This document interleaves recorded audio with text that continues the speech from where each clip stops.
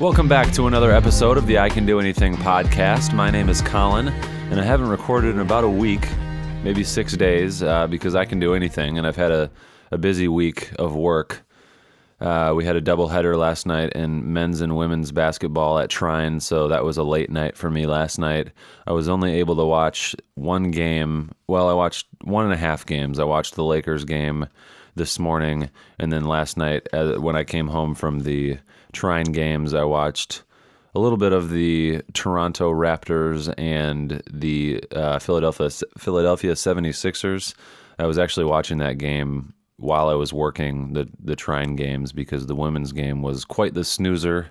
The second game of the doubleheader was really, really boring. The first one, the men's game, was actually pretty boring too. That one was a little more back and forth, but I'm not here to talk about Trine basketball. I want to touch on some of the stuff some of the headline stuff that I missed over the last week. Last Friday night, the former Michigan State Spartan Jaren Jackson Jr. had a really big night, 36 points in a 131-125 win against the Nets. He and Mike Conley Jr. had a really great night. Conley had 37. I believe they combined for, 73 points. So there was a stat before read during that game. Jaren Jackson Jr. is the fourth player to score 250-plus points, to have 20-plus steals and 40-plus blocks in their first 20 games of their career. The other three are David Robinson, Patrick Ewing, and Bill Walton. So that's a really positive little statistic for Jaren Jackson Jr., who continues to have. I think he's starting to play better and better. I don't know how he's played since then, but I do know that Memphis has dropped in the standings since then. The West continues to be all over the place and fluctuates a lot. I'm going to get into standings a little later in the episode, probably to close out this episode. But that was something that I wanted to touch on. You know, in that game, the Nets are the Nets. They're having a better year than they've had. This is their best year in probably 5 to 10 years. But the Grizzlies look great. I mean, I think that Gasol and Jackson together is a really, really dynamic big man duo. I think Gasol technically plays the 5. Yeah, he does. Gasol technically is the 5, and Jackson is the 4. But that high-low action is really good. They both are great inside. Gasol's probably better inside, which is why he's the center. But they both can step out and shoot threes really proficiently. Gasol was 2 of 4, 50% from 3 in that win against the Nets last Friday. And Jaren Jackson Jr. was 3 of 7, 42.9%. Gasol had 15 rebounds, and Jaren Jackson had 8 rebounds.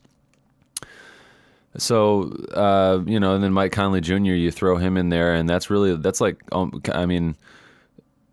Jaren Jackson Jr. only being a rookie, that's the makings of a really interesting big 3. I don't know that Gasol technically, you could consider Gasol a part of a big 3. If Kevin Love in Cleveland was a big 3 member, then Gasol certainly could be. If Jaren Jackson Jr. can pan out to be something as special as I think that he could be.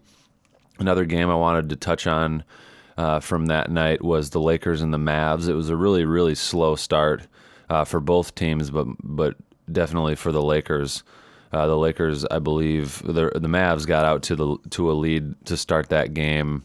LeBron only had 2 points in the first quarter, but then the second and the third and even the fourth, it was a really well-rounded team effort to come back and win that game 114-103. Kyle Kuzma finished with 15 points, 12 rebounds, and was it 8 assists? 6 assists. JaVale only had 6. Ingram had 19. Lonzo Ball had 10. But I was just really impressed with the overall team effort to come back and win that game. The second quarter was really, really good. The third and then the fourth really sealed it off. Tough night for Luka Doncic, though. What did he finish with? He started out great. He had those back-to-back blocks on the same possession. on LeBron, and then only finished with 6 points. Was 2 of 13 from the field, 0 of 5 from 3, but he has looked really good. A couple days ago, hit a step back game winner, I believe. I don't remember who that was against, but I'm gonna get to the notable games from the week. I just wanted to touch on those two from the beginning of, or the end of last week. Let's look at Saturday, December 1. Nothing's really standing out. Celtics 118 to Timberwolves 109. Oh, that was Gordon Hayward's big game. That was another one I wanted to touch on. Gordon Hayward had 30 points, 9 rebounds, and 8 assists in a win against the Timberwolves. And he came off the bench and played 29 minutes in that game. I don't know if since then he has continued to come off the bench. Maybe that's a good role for him. Or if he's now starting, but he led them in scoring that night, and a really overall good night for the Celtics. Kyrie had 21, Al Horford 15, Marcus Morris 16, and Jason Tatum 19. So that's a really positive game for the Celtics, who are, it says 13-10 on December 1st's little scores thingy on the NBA website. I don't know if that's their current. I don't know if that gets updated, or let me go over to Sunday. I don't know if they played Sunday though. Nope, they didn't play Sunday. Didn't play Monday. Tuesday they had to have played. They couldn't go three in a row. Yeah, no game Tuesday. Wednesday. Wow, that is a long break. No game Wednesday. And they play tonight. Holy shit. Huh. That's like 4 days. But yes, they are 13-10. So the Celtics are back up over 500. Let me backtrack again to Monday. Jokic had 23 and 11 and 15. Oh, wow. 23 points, 11 rebounds, and 15 assists for Jokic over the Raptors in a 106-103 win. That was a battle between two of the top teams. I think right now, to date, the Raptors are first in the East and the Nuggets are first in the West. Jokic had 23, Jamal Murray had 21, 15 for Hernan Gomez. Kawhi Leonard on the other side had 27, Pascal Siakam had 14, Ibaka 15. A really poor game for Lowry, 5 points of 1 on 7 shooting, 1 of 6 from 3, but 11 assists, and he to date leads the NBA in assists. Any other games that stood out from that night? 103 to 91 Timberwolves win over the Rockets. Looks like they destroyed them in the second half. They outscored them by 26 points in the second half. The Clippers and Pelicans game from Monday night was a really good one. I caught a little bit of that game after my radio meetings on Monday night. But Tobias Harris had 27 and Randall had 37. That was a really, I believe that was more than likely Randall's career high, if not for sure season high. But they got the Clippers got great contribution from a lot of different guys. Lou Williams had 20 off the bench. Montrezl Harrell had 14 off the bench. I don't know if he has been coming off the bench or if that was an adjust. I think he has been coming off the bench. But they got 8 from Beverly off the bench, 8 from Wallace off the bench, and then Harris had 27. I think I said that. Gallinari had 24. Gallinari's been great for them this year. I think he's probably maybe their second or third leading scorer. There's a chance that Lou Williams probably is second leading scorer, and Tobias Harris is their first. But then let's see what Anthony Davis did on the other side. 23 points on 55% shooting, 0 of 4 from 3, 13 rebounds, 5 assists, 2 turnovers, +5 and ±. And then Randall's 37, and oh wow, Drew Holiday had 32. So they got, what'd they lose by in this game?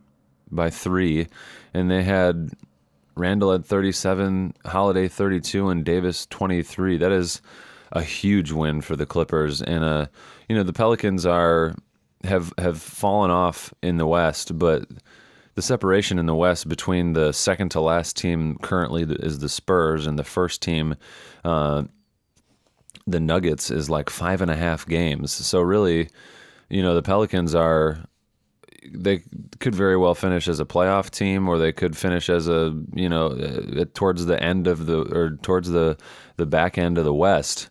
But a really big win for the Clippers. I think that was kind of a good test win for them in a game where the other team's stars played really, really well, but their stars kind of lived up to the bill, and then they got solid contribution from a number of different guys off the bench. Moving forward to Tuesday, the Mavericks beat the Trailblazers. That was Doncic's game winner. He had 21 in that game. All their starters finished in double figures. Dennis Smith 12, Wesley Matthews 17, Harrison Barnes 11, and DeAndre Jordan 12. DeAndre Jordan finished with 16 rebounds. And then the Mavs got really, really good bench contribution. Devin Harris came in and had 9, Dwight Powell 7, Kleber had 8. I don't know who that is. Finney Smith had 5, and JJ Barea had 9 off the bench. That's really what you want from your bench guys. Just a bunch of guys scoring within 5 to 10 points or something like that. And then on the Trailblazers, Damian Lillard had 33 points on. I saw Al-Farouq Aminu's minutes were at 33 and scanned over to his field goal percentage. He shot 83%, but only had 12 points. He was 5 of 6, and I thought it was Lillard's when I first read it.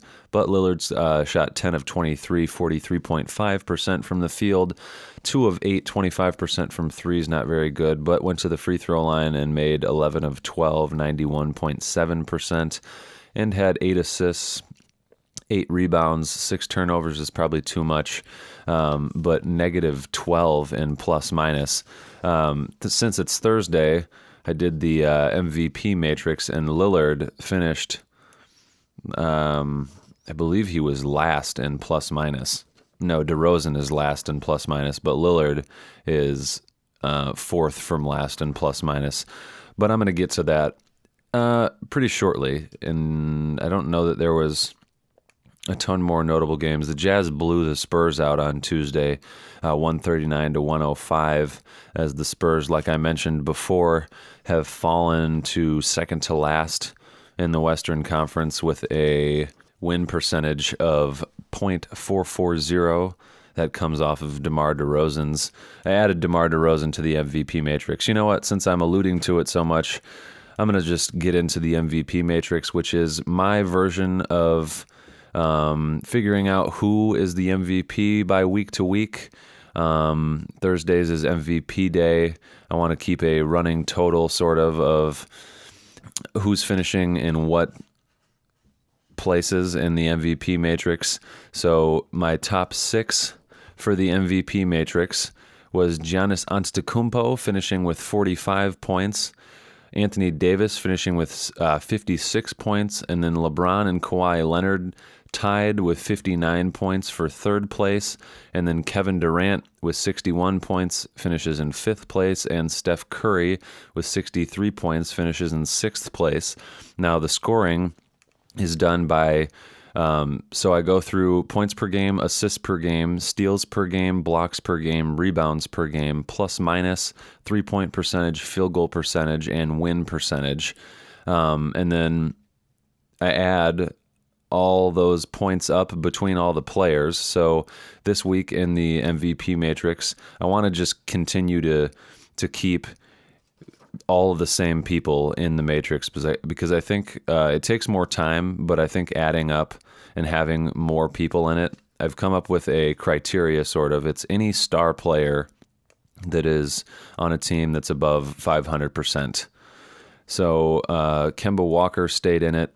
Everybody's going to stay in it as this continues week to week and as this thing continues to evolve. So I added Kemba Walker and Russell Westbrook and Damian Lillard and Kyle Lowry last week. So I kept them in, and then I added back Jokic and Curry and Griffin and Ben Simmons. And then I added this week, after last week's, after the Clippers were on top of the league, I believe, and for sure on top of the West last week, I said I was going to add Tobias Harris.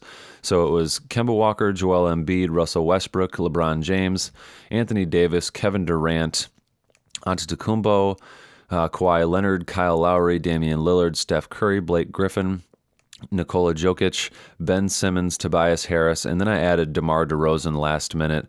DeMar DeRozan finished last with 111 points.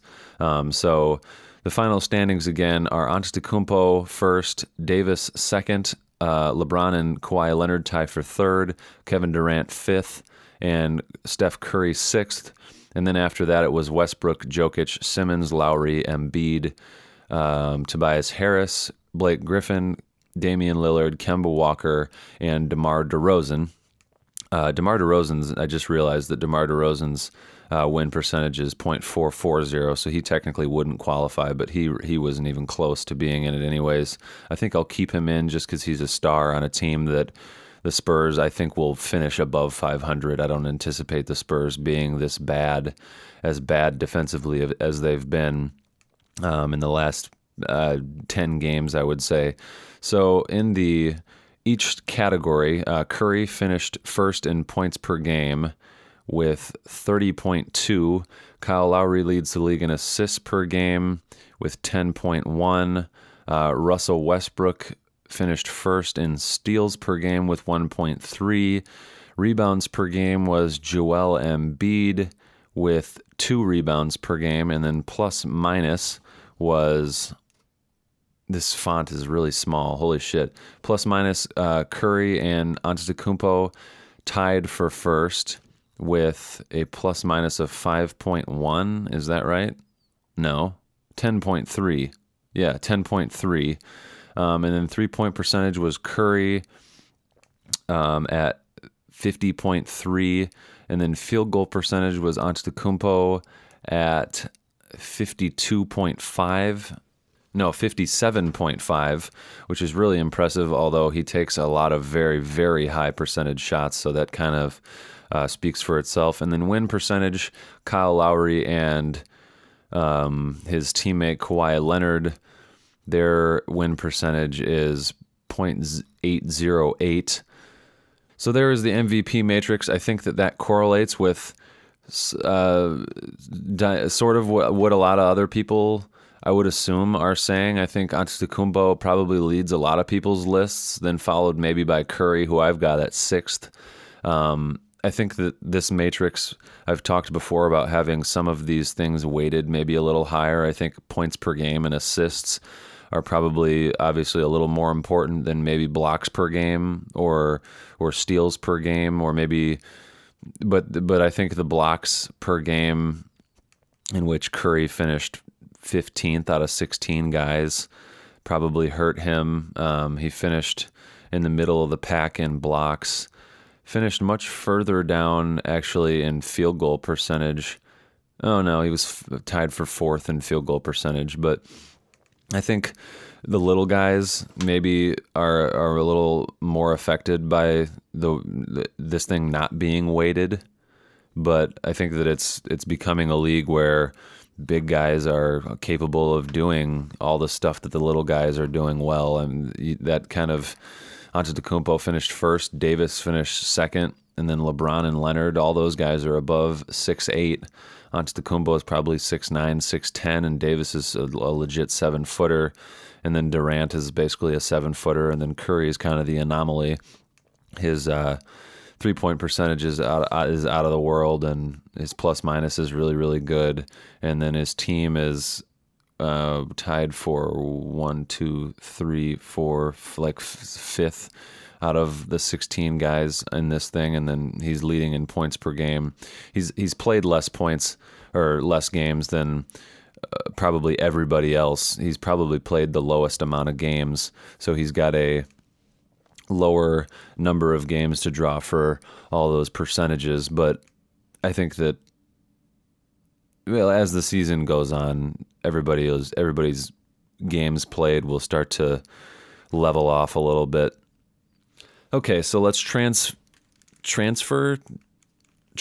is the word that I meant to say. Let's transition into last night's Lakers and Spurs game. Mark Jackson made a comment. LeBron James came in to the second half and backed down, I believe it was Rudy Gay. And Mark Jackson made a comment about LeBron backing in, which made me think about something that Addison Dobb, my good buddy and LA Lakers NBA correspondent, said earlier in the year about Blake Griffin, and that he didn't like Blake's game or just watching the Pistons in general, because it was like basically you basically watch Blake Griffin dribble the ball up the floor and then back in from the 3-point line and put up some stupid shot. But, Mark Jackson's comment was, if the Spurs are going to allow LeBron James to bring the ball up, go to the wing, and back in, it's interesting because Rudy Gay is probably taller than LeBron, maybe not as thick as LeBron, but they're very similar body types. And it was kind of a mismatch. Like LeBron just from the 3-point line backed him all the way in, shot faked, and was standing right under the basket. Shot faked, got him in the air, and then put the ball in, drew a foul, and went to the free throw line. I think he missed the free throw, which is a whole nother story. But Mark Jackson made a really good point about like if they're just going to allow LeBron James to.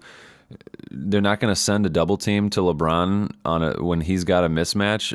I think they probably didn't send a double team because maybe as as Popovich, you're probably not necessarily thinking of that as a mismatch because they are similar in body types.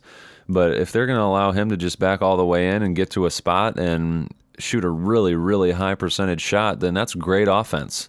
I don't know that I think maybe in LeBron's case, because he shoots a higher percentage than Blake Griffin does. Well, let me see if that's actually true. Yeah, Blake Griffin shoots 46.2 and LeBron 52.5% from the field, because he shoots a higher percentage and is just, I think, in general, he's obviously fucking better than Blake Griffin, but just a more fun player to watch because he's so much better. I think that it's not necessarily boring to watch. I don't know. I could be incredibly biased because I'm a big LeBron fan. But another takeaway from that game, LeBron led the comeback. There wasn't really much of a comeback. They weren't down by too much, but he led the comeback, scoring like 14 points in a row, and then did a really good job distributing the ball. Lonzo Ball hit a couple big threes down the stretch. He got a steal and passed it up to Kyle Kuzma, who finished at the rim, and just did a really good job. I know that a lot of the talk lately has been around LeBron James's usage and trying to get these young guys to mature and grow and try to carry a little more of the load, and trying to find the balance between, finding the right time to take over and win a game and finding the right times to let these young guys figure out how to win games. And I think he did a really good job last night in doing a little of both. And, his 14 points in a row came within the last 8 to, I think it was some, like 6 minutes to 2 minutes. And then those last 2 minutes, it was really a good mix of Kuzma and Lonzo Ball and LeBron, and I don't know if any others scored. I think Josh Hart hit a pretty big three, but LeBron had 20 of 42 points in the fourth quarter, so pretty dominant still. I don't really worry about the usage. Mark Jackson and the guy who did color last night, or did play-by-play last night, whose name is escaping me, but they talked a little bit about not worrying about LeBron's usage, and I think that I kind of share that sentiment. I don't know. I think he's built to play this kind of minutes still, and everybody talks about he's 33 and he's in his 16th year in the league, and at some point he's going to start to.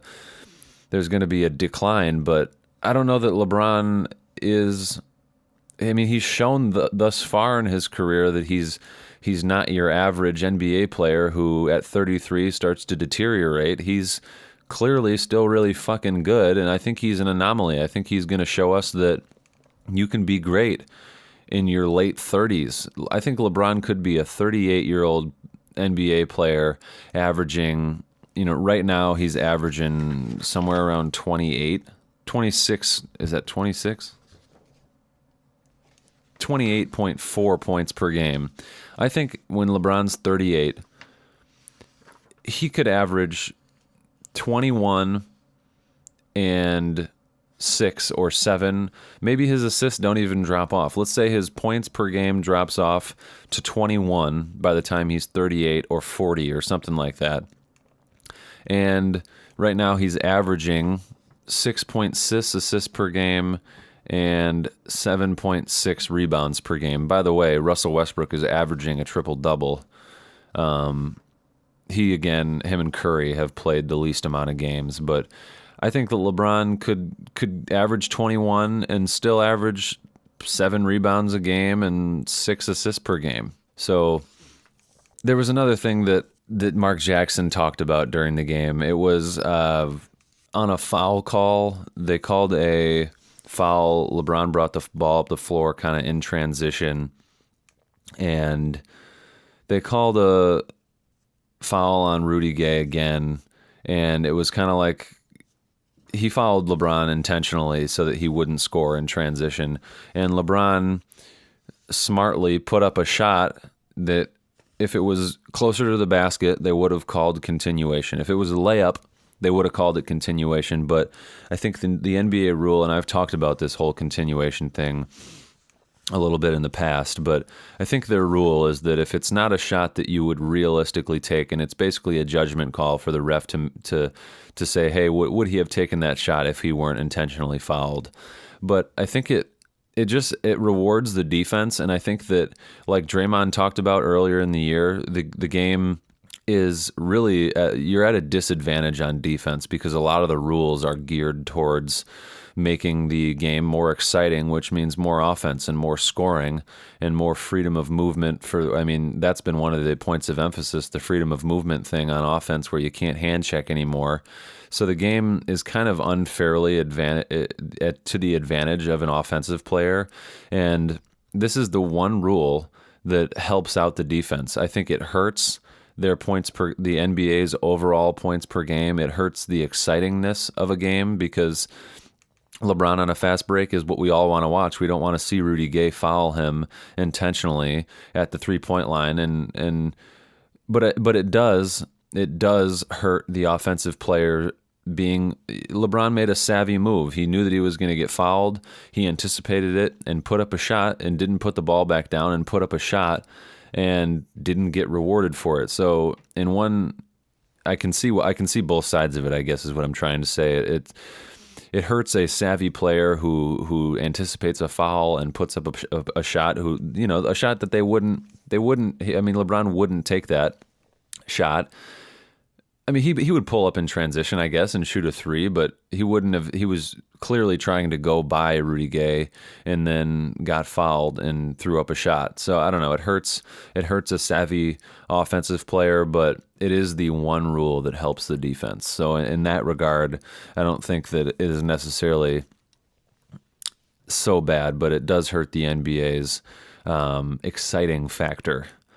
In other games last night, the Memphis Grizzlies, who are now 14-9, beat the LA Clippers by 10, and Conley had 22. Let me see what my boy Jaren Jackson Jr. did. No, Tobias Harris only had 7. Ugh. Yeah, that's not good. Jaren Jackson Jr. had 13 points on 50% shooting, 1 of 4 from 3, 6 rebounds. Gasol had a really off night, only 4 points. But on a night where they only got 13 from Jackson and 4 from Gasol and a pretty average 22 for Conley, I would say 22 is probably right around Conley's scoring average. I think based on the criteria of the MVP matrix being star players on a team that's above 500. The Grizzlies are above 500, and I think Mike Conley is probably one of the most underrated star players in the NBA. So I think I will add Mike Conley to the list. I don't think he'll finish.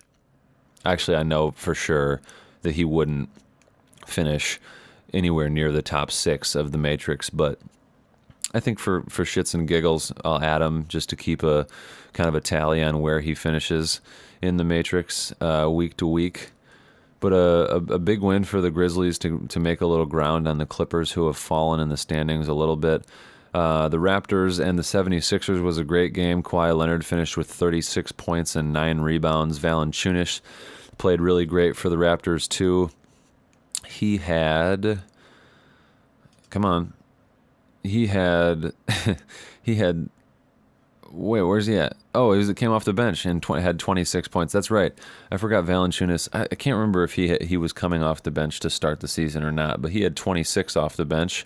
Serge Ibaka had 18. Another low game for Lowry, 7 points, 4 assists, 25% shooting from the field, 14.3% from 3, but they got a win with him playing that bad against the 76ers, who will likely finish in the top 3 in the East, so that's a positive for the Raptors.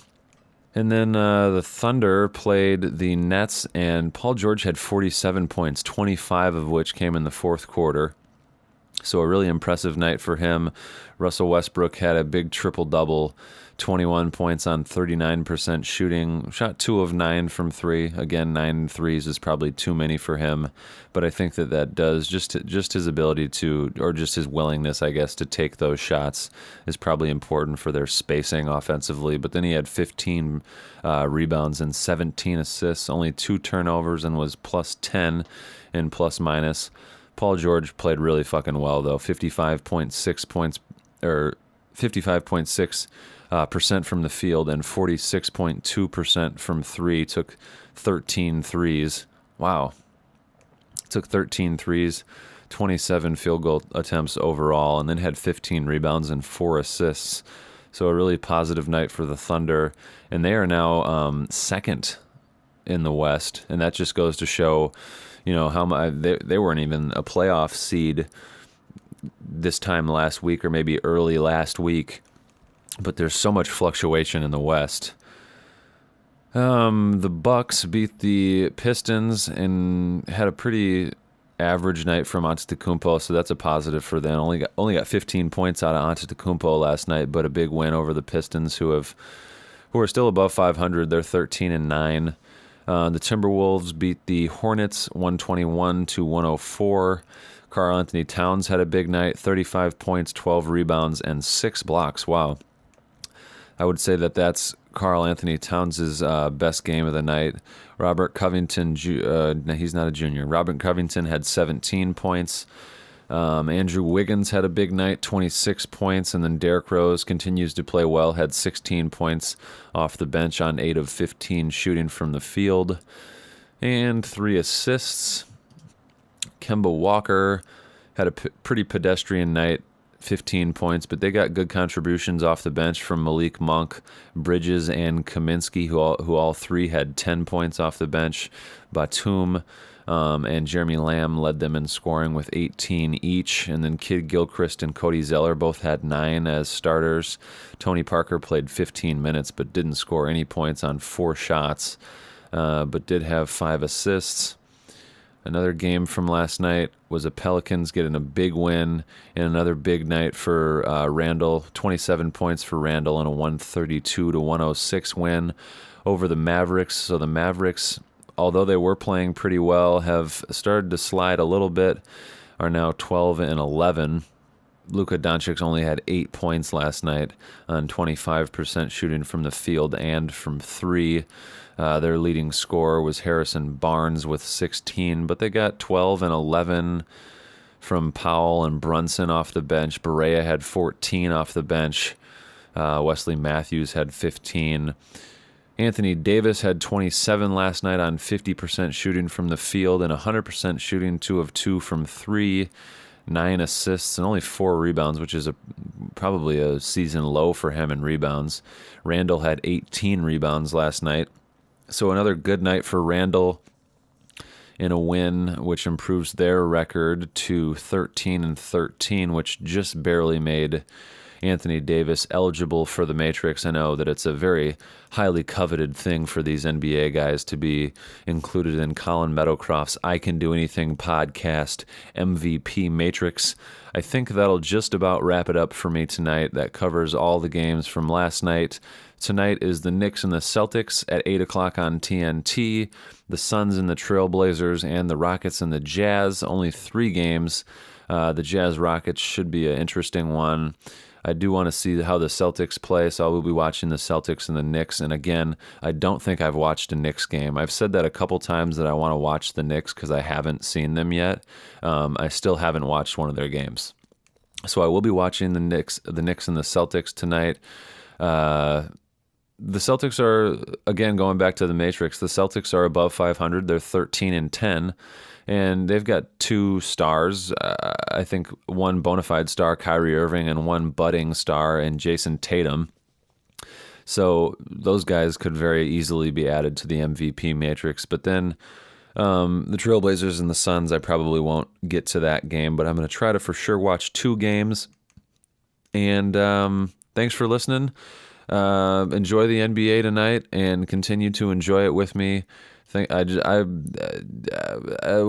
am I saying? How do I end it? Leave comments if you don't understand the MVP matrix at all, or if you think I should add people to the MVP matrix, because I want this to be an interactive thing. I know that nobody probably listens to this anyways, but if there's somebody who you think deserves to be added to the matrix, I don't think that they'll finish in the top 6, because the guys that are in it right now, I think, are going to continue to play well and probably remain in the top 6. I don't think the top 6 will fluctuate all that much.